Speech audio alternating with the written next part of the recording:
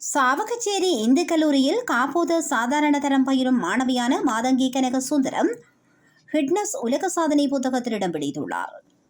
வேகமாக அதிக எண்ணிக்கையான பாதனைகளை அடுக்குதல் எனும் தலைப்பின் கீழான போட்டியிலேயே இந்த சாதனையை அவர் படைத்துள்ளார்.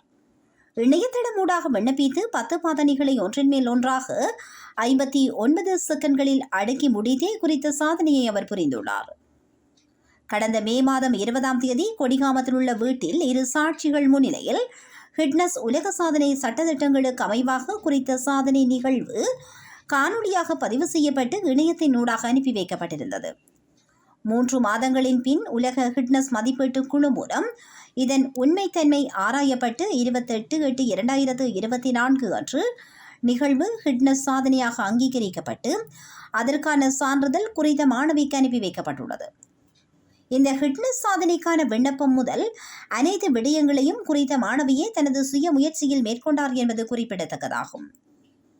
இதேவேளை ஹிட்னஸ் சாதனை படைத்த மாணவியை அண்மையில் யாழ்ப்பாணத்திற்கு வருகை தந்த ஜனாதிபதி ரணில் விக்ரமசிங்க நேரடியாக அழைத்து சாதனை சான்றிதழை பார்வையிட்டு பாராட்டியிருந்தமை குறிப்பிடத்தக்கதாகும்.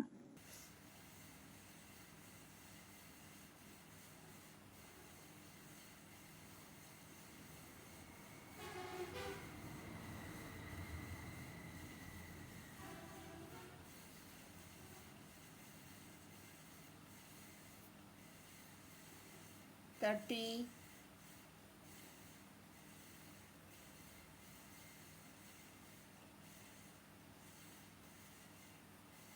20,